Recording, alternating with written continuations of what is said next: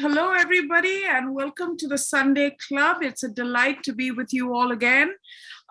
This weekend, Abhijit Iyer-Mitra, AIM, as you lovingly call him, is unable to join us because he's indisposed, and he let me know precisely 6 minutes before we were going live. So I couldn't replace him, although I think it's not easy to replace AIM anyway. But we have Abhijit Majumder with us. So we're doing good. We've managed another Abhijit, and Abhijit came on our show a couple of weeks ago and then didn't come back. So I'm really happy that he's back on with us. And today we're really discussing something that has been making the news, as we do on this show. And the issue that we're discussing today is the proposed Uttar Pradesh Population Control, Stabilization and Welfare Bill of 2021. Now, the UP State Law Commission has put this bill up on their site, and they are working on this control, stabilization and welfare program for the state, and have put forward a draft bill. And it says quite clearly that anyone violating a two-child policy in Uttar Pradesh will be barred from contesting local body polls, from applying for or getting promotions in government jobs, and receiving any kind of government subsidy. And they've also gone out to list out the benefits for public servants who adopt the two-child policy. The draft bill says that public servants who adopt the two-child norm will get 2 additional increments during the entire service time, maternity, or as the case may be, paternity leave of 12 months. That's huge. With a full salary and allowances and 3% increase in the employer's contribution fund under the National Pension Scheme. Now, they're going to set up a state population fund. This fund will then facilitate the implementation of this act. This draft bill has also introduced a compulsory subject, it's proposing, related to population control in all secondary schools. So they want to introduce it into the education system. Justifying the proposals, the draft bill also says that in Uttar Pradesh, there are the limited ecological and economic resources at hand. It is necessary and urgent that the provisions of basic necessities of human life, including affordable food, safe drinking water, decent housing, access to quality education, economic livelihood opportunities, power, electricity for domestic consumption, and a secure living is accessible to all citizens. So there we have it. A lot of people are calling this a very terse bill. On the other hand, there are a lot of people who are extremely supportive of it. Of course, political parties are saying that this is some sort of political gimmickry before the Uttar Pradesh elections, which is 8 months away. I believe Akhilesh Yadav, the leader of the Samajwadi Party, and the BJP's, I guess, foremost opponent in the state of Uttar Pradesh, since the Congress is more or less absent and Mayawati is unusually quiet, which is her norm before a big election. But he's come out and said, criticized this bill. And that leads us to, again, of course, a very interesting point of whether this is the way forward, whether this is required, whether this will work with the voters. Is it too stringent? Is it not stringent enough? And joining me today to discuss this issue are Suhel Seth and Abhijit Majumder. Suhel Seth, of course, is a Sunday Club regular. Abhijit Majumder is a senior journalist. He's worked across national dailies in the country at top editorial positions. His last assignment in the news print media was with Mail Today as editor, and now he runs a podcasting software company. And very happy to have you back with us, Abhijit. After the Bengal elections, we have not spoken on the Sunday Club, so it's good to have you here as we count down to the big semi-final of 2024, which is the Uttar Pradesh elections. Thank you, Advaita. Thank you for having me on the show. All right. And so, hey, let's start with you. Population control bill. Do you think we have a population problem? Of course we do. Of course we do. I mean, there's no question about that. I mean, that's a non sequitur. We have a population problem. And we've had a population problem for ages. When Sanjay Gandhi did what he did with gear abandon and ruthlessness, he kind of literally terminated the existence of that problem and any solutions that should have come forth because of the manner in which it was done. This is not about one community or the other. It is about the country at large. We have to recognize that our population is going out of control. Whether we need a bill, whether we need more education, whether we need birth control mechanisms, whether we need to reorient incentivization, that is another matter. The fact that the Uttar Pradesh government has put this bill on its website means that they're looking for a public discussion and they want that discussion in the public domain. Now, how the public reacts is something else. But I urge both the media and people at large, the general citizens, not to confuse this with a community-linked issue. It's not about who gets to score brownie points. It's about how do we prevent a population explosion, which is actually hurting India in every which way. We kept talking about demographic dividend many, many years ago, if you remember. But today, if you look at unemployment figures, if you look at education leading to jobs, if you look at the healthcare infrastructure, if you look at the education infrastructure, they're all creaking under the weight of this massive population. I'm not an expert on population control to suggest that this measure is better than that measure. But surely we need to have this debate in the public domain. And we need spacious sensitivity and sensibility in having this debate. You know, if you convert this debate into a Hindu, Muslim, Christian issue and convert it again into a minority, majority issue, you won't get any far. And that, to my mind, is not the intent of the government either. Now, I know a lot of people will say, because Uttar Pradesh has done this, that means there is some hidden agenda. Now, that is for the government to, handle both in terms of communication as well as transparency. But from a logical point of view, there is no question that we need to manage our population, because when you manage your population, only then will you manage the aspirations of the people who reside in this country and who are citizens. Abhijit, yes. Yeah, no, it's Suhel is absolutely right. Look at our population; it's staggering.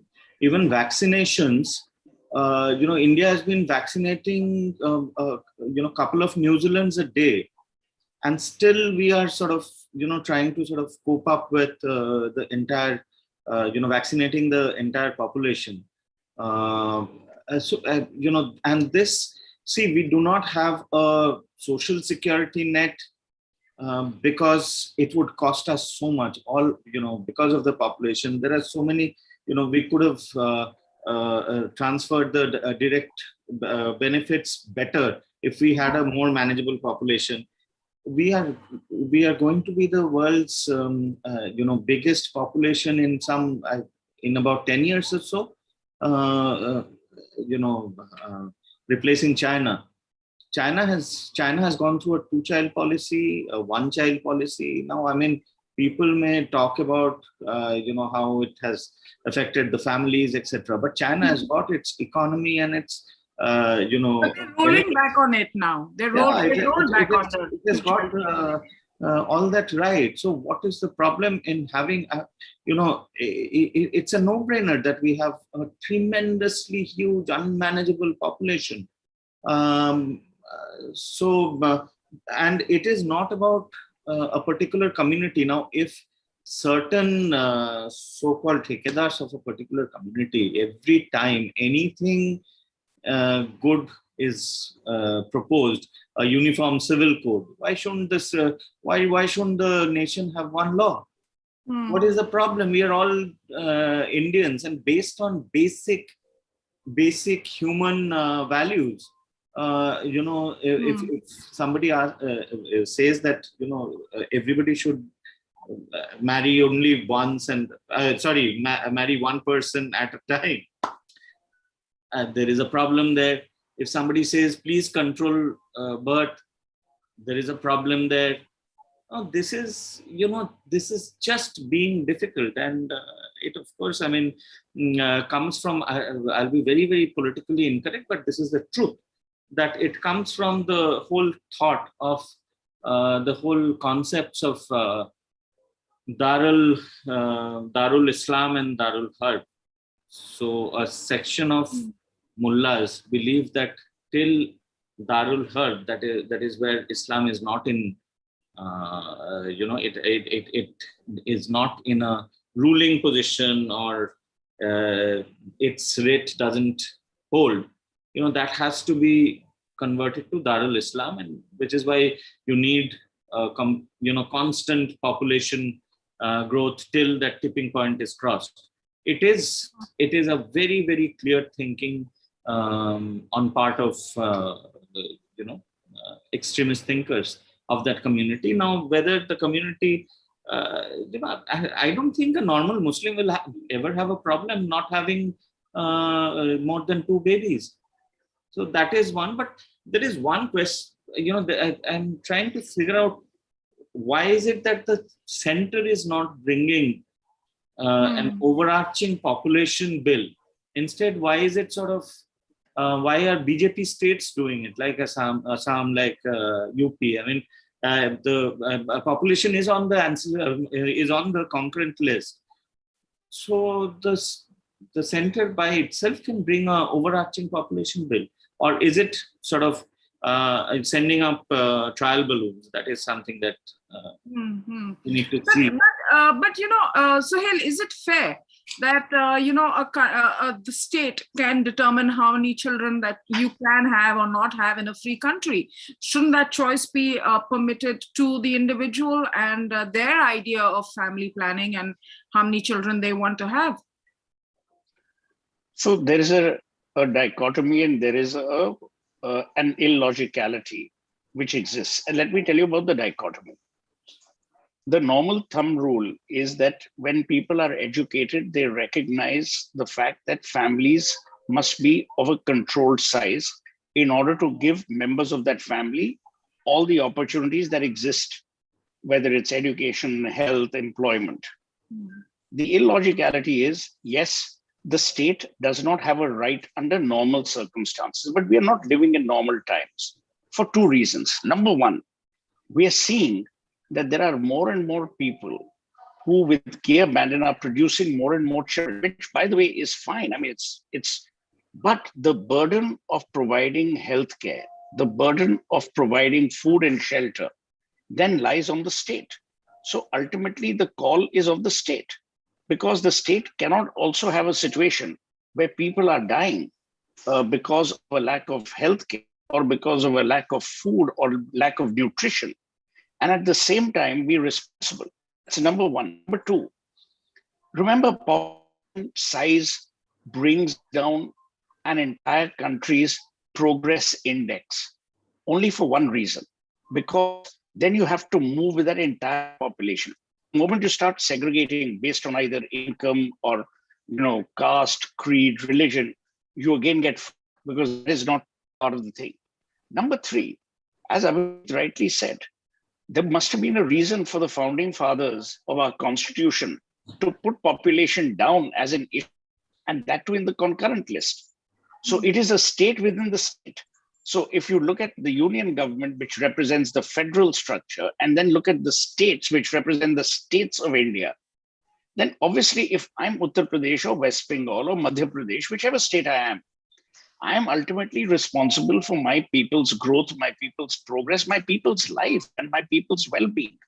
So obviously I'm entitled to take that call without disturbing either the social harmony or creating a situation like Sanjay Gandhi did, where there was forcible sterilization. But my view here, and it may be slightly contrarian, is that this may still be in the early stages. What I see happening is 2 things. Number one, they've started the debate. Number 2, now they need to navigate the debate.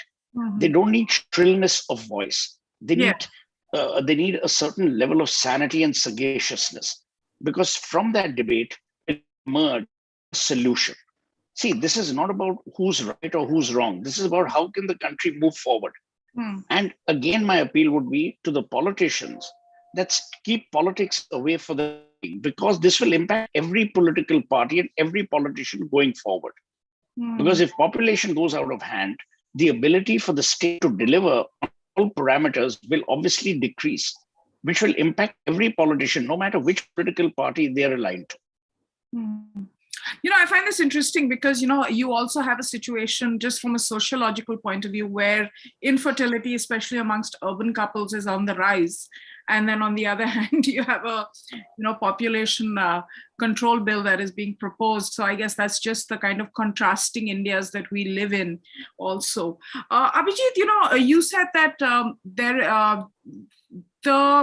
the need for this is urgent, and it's something that should even happen at the central level and not necessarily just at the state level. Of course, I want to point out here that UP, Uttar Pradesh, is the most populous state in the country and has a lot of challenges when it comes to employment and all of those things, a lot of migration.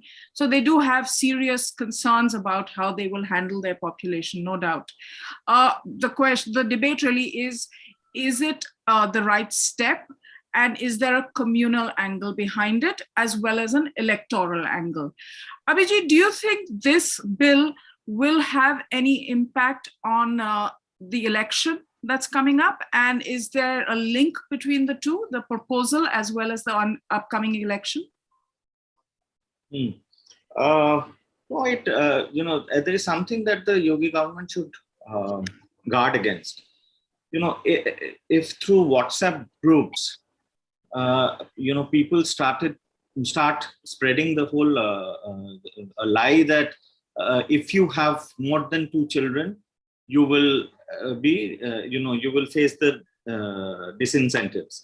Now that is not true. The proposed bill says that if you go on to get 2 kids after more than 2 kids after the law comes into effect, then you will face certain problems. But in the past, this kind of thing has been twisted. So that is something that Yogi government will have to the communication has to be very, very clear, which is not exactly BJP's forte so far. That's true. They have screwed up time and again on communication, even on really good bills. Decisions, good decisions. So that is something that they have to guard against. And yes, everybody wants, any sane person would want some kind of a cap on population growth.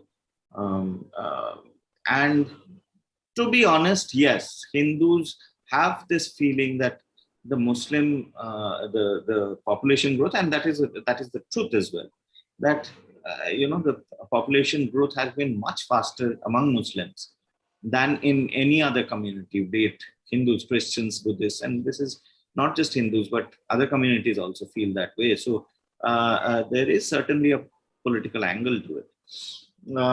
Having said that, India's fertility rate has dropped, which is a good thing. It has dropped, I think, about more than 1% in the last few years, which is a good thing. But we still are growing at a pace which we cannot afford. We already have the kind of population which we shouldn't be having. So it's only fair that, and again, this should have been first, I feel this should have been first done, at the central level. I would like to ask the BJP, why are these things, implementation of CAA, for instance, has only happened in about 30 districts, forget states, it's not even started. So it has sort of, passed off the responsibility to a few districts that too. Then the implementation of this casteless quota, for the economically weaker sections. BJP brought that thing that if you're economically weak and still not fall into any of the reservation categories, you can avail a certain quota. But that was not implemented at the central level. Again, at the court, the BJP said that it's up to the states to implement it.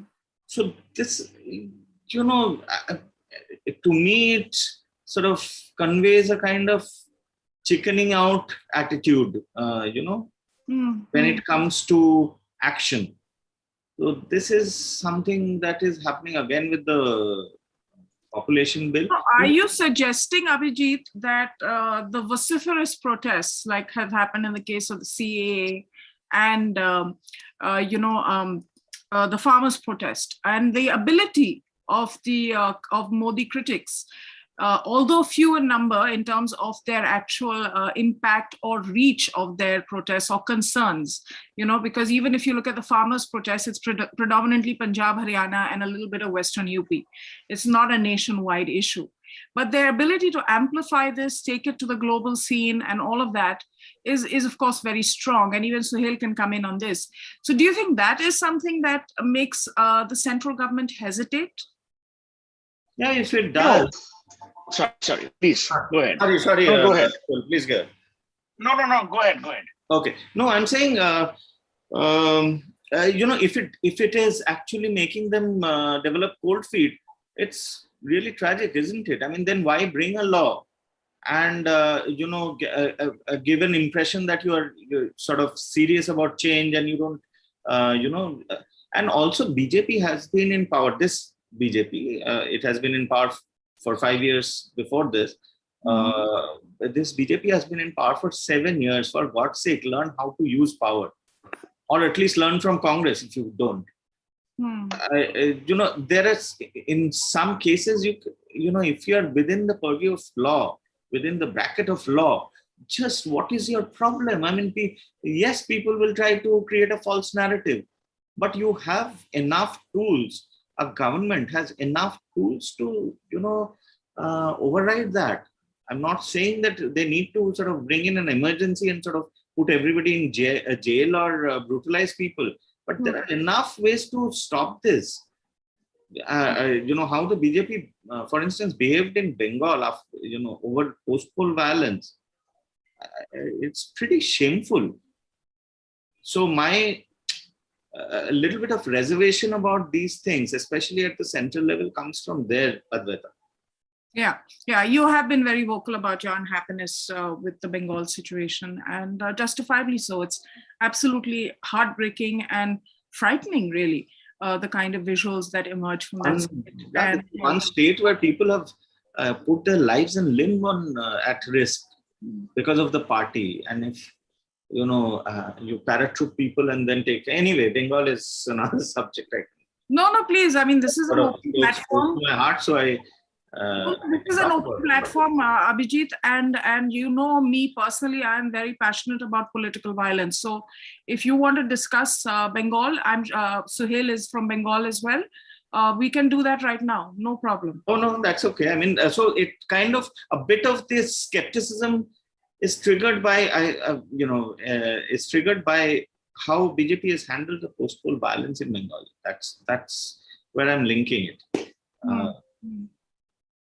Yes, Suhel, sorry. My view here is the BJP or the government should realize that they have not been elected to power to win polls. A, B, there is no such thing as partial pregnancy. When you've decided to go through with something, you go through with it with firmness and determination. Done in the past. To be fair to the BJP, not one thing that they've done is a surprise. It is part of their manifesto. The tragedy is most people don't read manifestos. So now they say, oh, BJP is bringing this on us. They're doing this on us, that on us. B, as Abhijit said, all these narratives can be handled if you handle them based on fact, not on fiction. When you base them on realities that a country like India faces. See, for an American newspaper or an American television channel to cast aspersions on, let's say, our population policy is a bit silly. If you look at the per capita income of America and look at the per capita income of India, the comparison is odious to say the least. Now, we don't have to worry about what the Washington Post, the New York Times is going to say about India's population policy, because by then, that logic, you will worry about everything. Does Biden worry? No. Biden pulled out of Afghanistan without worrying a damn about what the world says. Or when he halted the export of material that is used to produce vaccines. You have to be Teflon coated as far as random stray public opinion is concerned. Yeah. The only opinion you need to worry about is the opinion of your electors, which means the people of India, the citizens of India. And I think if you put forth a robust science and evidence-based argument, which is riddled with facts and not with fiction, which does not communalize, but is in the larger national interest, you'll be able to garner a lot of sensible voices aligned to you. The problem, Advaita, is the moment you take the debate away from reason to religion, you lose. Because then religion becomes the more important point of discussion rather than reason. So I'm saying replace religion with rationality when you're discussing this bill or any other bill, and you will see it pass with greater efficacy than you and I can imagine. No, absolutely. And the thing with the bill is, of course, it's going to apply to people of all communities, it's not going to discriminate in terms of, which faith you follow, and then the aspects of this bill, fall on you. Karan Pandita, one of our viewers, has asked an interesting question. He says that when our fertility rate is 2.2%, like in the United States, do we really need a population control bill? So Abhijit, you brought up the fertility rate. If you want to discuss that a little more. No, we still need, because we already have, far too many people. We have not hit a patch of degrowth in terms of population. It's still growing at a fairly healthy. I mean, it's less than what it used to be, but it's still at a certain healthy growth rate. Now, people will bring forth arguments like, having a grey population later, there's that. But at some point, you can't, just to have a young population, you can't infinitely add mouths to the nation. The nation's resources are finite. Yeah. I mean, we will cross the bridge when we come to it, when it comes to having a grey population and stuff. But first we need to have our India's per capita income. If you look at it, it's not something to be proud of. I mean, those are things that we need to seriously look at. There's a question from J.K. Krishna, and either of you can take this. He wants to know, Hindu TFR needs improvement by tax benefit, free education and marriage expense reimbursement for the second kid, etc.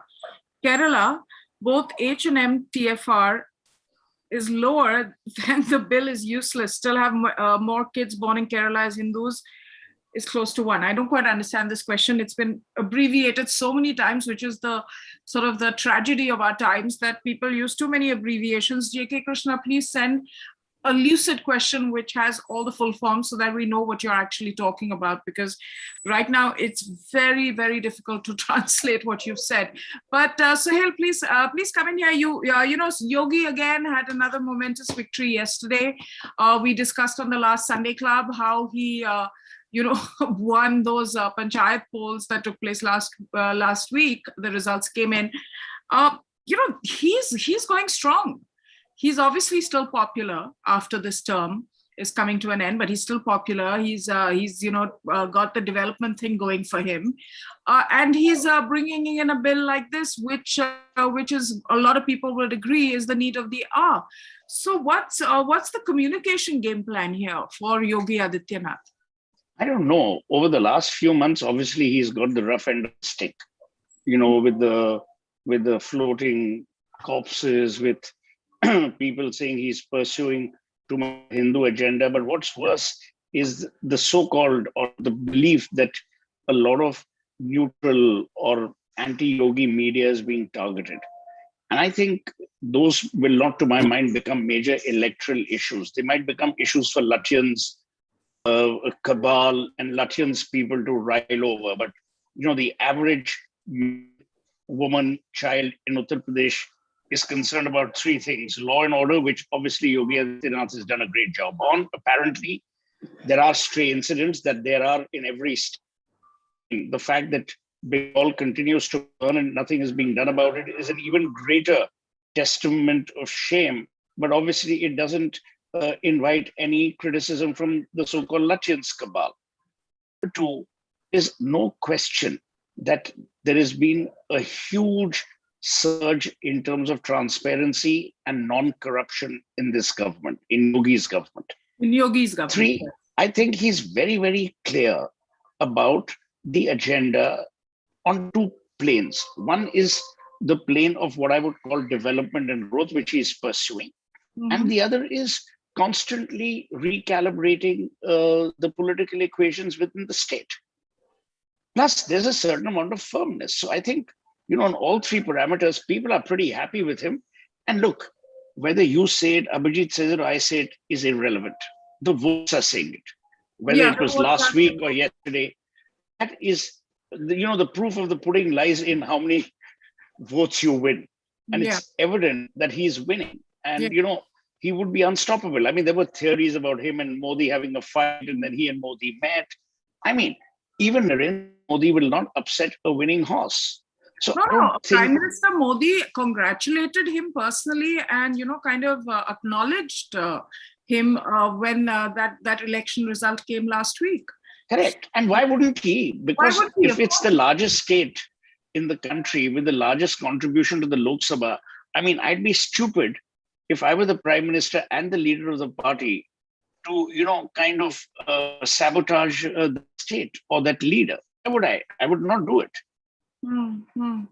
No, that is so true, and I'm glad you brought out this disparity, because it's appalling how Mamata Banerjee is not at all questioned for the violence that is going on in her state and continues unabated. And here, I mean, it's so a small thing will happen and it becomes national and international media, because the international media also seems to have an eye on Yogi. They kind of have trained their lens on Uttar Pradesh. And I think also prior to this election, we've already seen a few instances, Abhijit, of some fake news that could have sparked some serious law and order situations.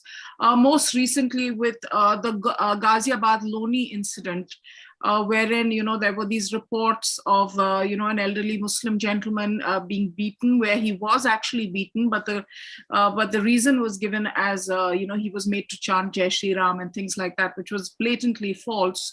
And that could have triggered a riot, really, couldn't it? See, Advaita, what red is to the bull, Gedua is to the secular liberal media. So, by virtue of his dress, Yogi fairly and squarely is in the target. So, and he will continue to be in the target. Yeah. I don't think he really cares. What happened in Loni was, and how it was projected, the fake news that was peddled by so-called fact checkers, that this person was made to chant Jai Shri Ram, which he was not. Yes. It later turned out. And he was also beaten by some fellow Muslims. So it's these kind of things will keep happening, especially before the election. Isn't it very dangerous, Abhijit? That something like this, I mean, it's dangerous. It's not new though.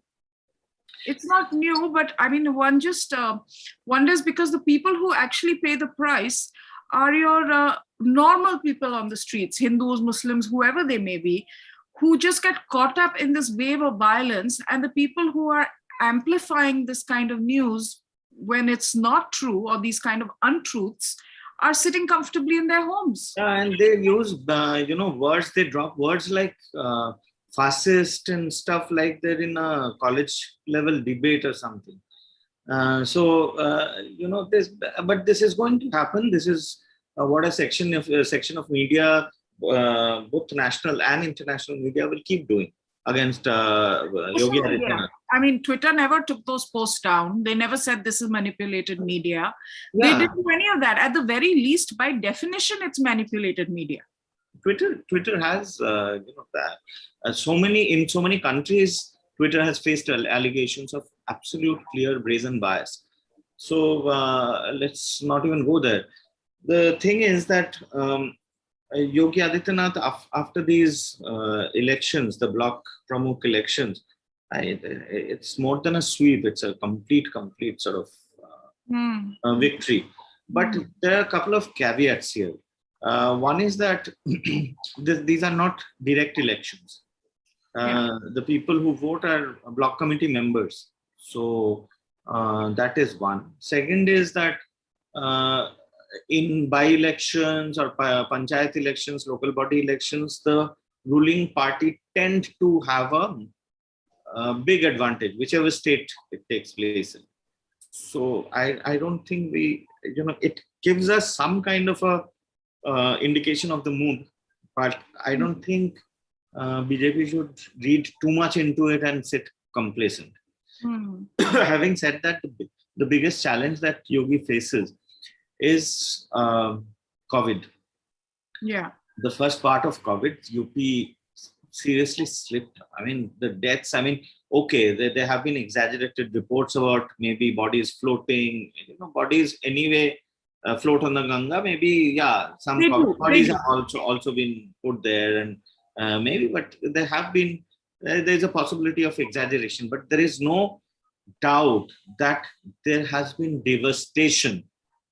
In the hinterland, there has been devastation. Village after village, there has been devastation.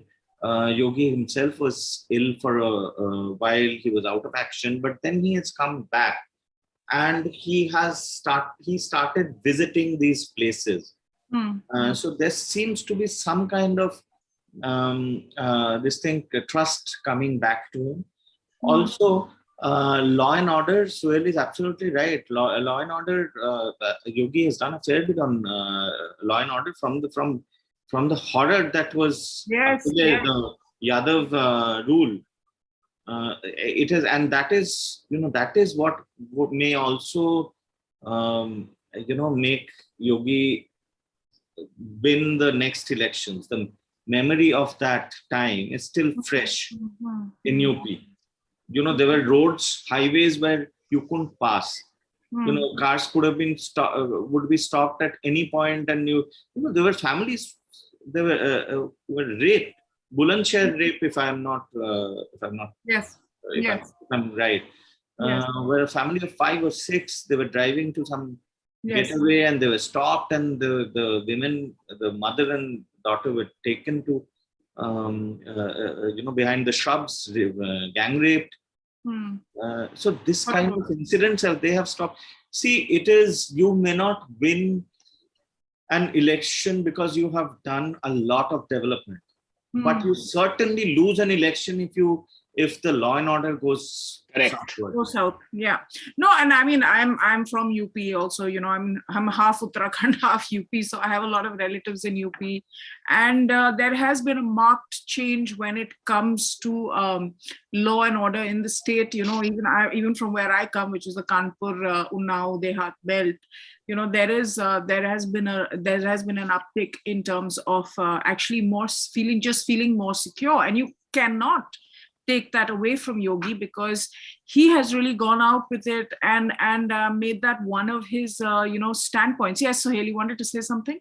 No, because I have to leave in another 4 minutes, as you know. I know. I just want to make 2 or 3 quick points. Number one, we are very worried in urban India about, what is Yogi's image?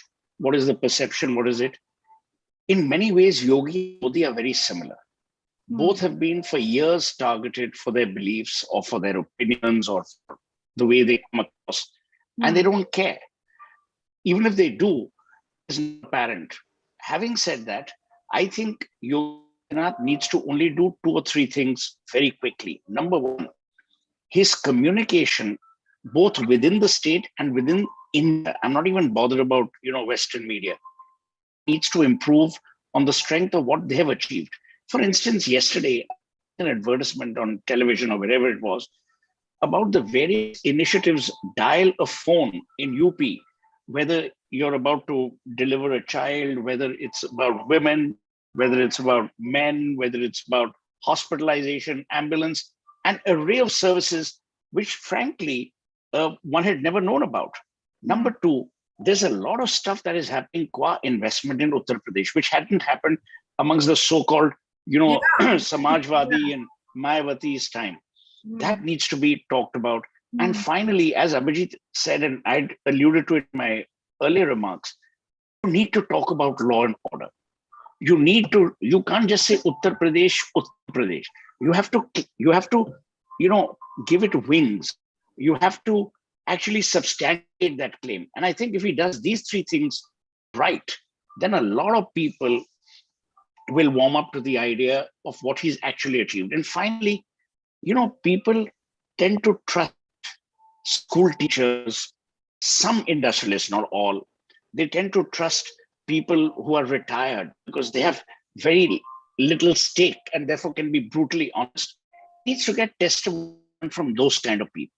That what is the difference between here and now? The before and after. And I think if he does that well, it'll be a home run.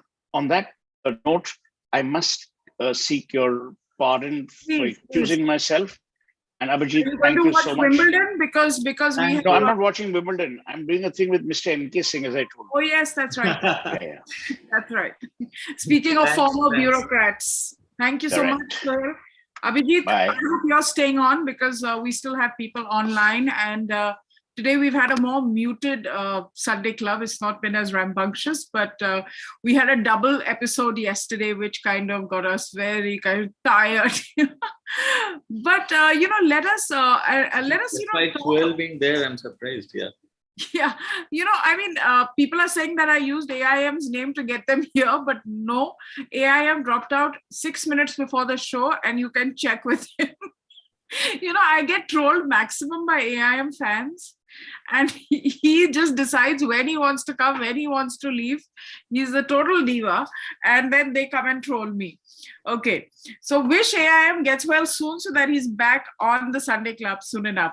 But Abhijit, I think since I have you here and we have viewers, and this is something that you feel very strongly about is West Bengal, I just wanted to ask you, what is the current situation and what is the way forward?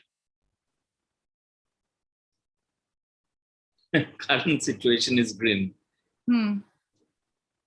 The way forward is to build capacities among victims or potential victims of violence. I don't want to elaborate on that. Way forward is also for the center to bring unbearable pressure on the state government so that it doesn't enable this violence, which it has been doing. What are the methods that can she be pressurized under? I mean, what will it take? I don't know. I mean, I don't think BJP should go for this precedence rule thing immediately. It should show some patience, because if they impose precedence rule and one of the courts turn it down or scrap it, then Mamata will go to, will have a much bigger leverage, much bigger handle on this. But there are ways to, the BJP has enough and more material from investigations when it could sort of twist, fix. It needs to empower local leaders. One of the reasons BJP actually snatched defeat from the jaws of victory this time is because BJP flew in paratroopers. I know Mukul Roy just kind of took off like. No, but Mukul Roy is still a local politician. And Mukul Roy may have sabotaged it. I mean, leaving the party so early, but people who came from outside and sort of camped there, and as soon as the elections were over, in less than 24 hours, while in their constituency people were being butchered, these netas were taking flight from Dum Airport back. Yeah. There have been, accusations of serious sort of moral misconduct by people who were in charge of the elections, and they were there are sexual scandals, there are all sorts of nonsense. There was most of the campaigning, at least the prominent bits of campaigning, happened in Hindi. Now there is a very strong subnationalism in Bengal, just like Assam or Tamil Nadu or Kerala. There is a very strong Bengali subnationalism. You cannot do that. This they shouldn't have done. So they more or less excised every single factor that they could to lose the BJP. Now they can only make amends of this. So concerned about the loss as much as that what the loss has led to, which is this violence and this kind of intimidation of innocent, poor people mostly, because most of these political workers are poor. Why I'm talking about the loss is because the way they dealt with the election kind of is the precursor to almost like abandoning people who have risked their limbs in life. Yeah. Abhijit Iyer on our last show also mentioned the fact that he kind of knows of somebody who, as soon as the election results were announced, got on a plane and came back to Delhi, and you kind of repeated the same thing. So obviously there is some. I was at the airport. I was, I went there as a journalist, editor, whatever, and to just observe the election. So next day I was taking this flight, and this person was taking the same flight back to Delhi. I was shocked, and in his constituency, the very people who had been around him throughout the campaign were being murdered. So this is how you shouldn't conduct an election. This is how you should, which is why I say that you should empower local leaders. At least there is there are people like Shubhendu Adhikari, Shantanu, this one, the Mathua leader, Shantanu Thakur, a minister, has become a minister. So Shantanu Thakur, they are fighting the fight. Yeah. So, no, I saw in Kannur also. I mean, there are revenge rapes happening by the dozen. Revenge rapes happening. There are. There are leaders of from a certain community of TMC. There are reports that these leaders are saying that if you want to come back to the village, first send your wife to me. My God. And that is your ticket to going back home. So this is sounding a lot worse than even Kannur, and I never thought I would say that. This is a different animal. There isn't sexual violence. I mean that has not been reported in the way that it has been reported out of West Bengal, and it's really heartbreaking. I don't know what else to say. I mean, we don't have the power really to do much about it, frankly, you and I. But I hope somebody is watching, someone's listening, somebody who can do something is going to do something sooner rather than later. Although I feel it's already very late. I mean, I can't imagine that this was not anticipated, because there were these series of violent attacks and murders that were happening through the years. It wasn't like it just happened post-election. So it was quite certain that there would be this kind of retribution that would take place. And what more can one say? Anyway, so That's So right. just very quickly, last thing I want to ask you is about the cabinet reshuffle. And you've seen, of course, the new ministers, the people who have lost portfolios. What's your overall take on this rejig, so to speak? I think it's more of an overhaul, really, Abhijit, than even just an expansion or a rejig. I think the thing with the Modi government is that one can talk about merit, but more than merit, trust trumps merit, and this is what we have again seen in this rejig. Now, Mr. Modi has about at the minimum 3 years, maximum say 6 to 8 years to leave a legacy. He is the kind of person who would want to leave a legacy where 30 years, 40 years down the line, you turn back and you say that Narendra Modi, what is happening is because Narendra Modi set the nation on a certain path. So the team that he chooses around him is going to deliver on that. So I suppose his how he picked people is sort of he took that into consideration while picking people. And there are some very bold decisions. I mean, it's not easy for a leader to, I don't want to say get rid of, but really, remove people who are very senior party members and have been in the party for decades. But he's done that. He's made that call, and I'm sure it was a difficult call to make. Yeah, I think, again, there is a very strong political element to it. So, there are, he has his ear to the ground. He understands, what people are also, it goes back to him, what people are thinking, saying about his ministers. So that may have played a role in some of the decisions that he made, especially with regard to INB and IT. Electronics and IT.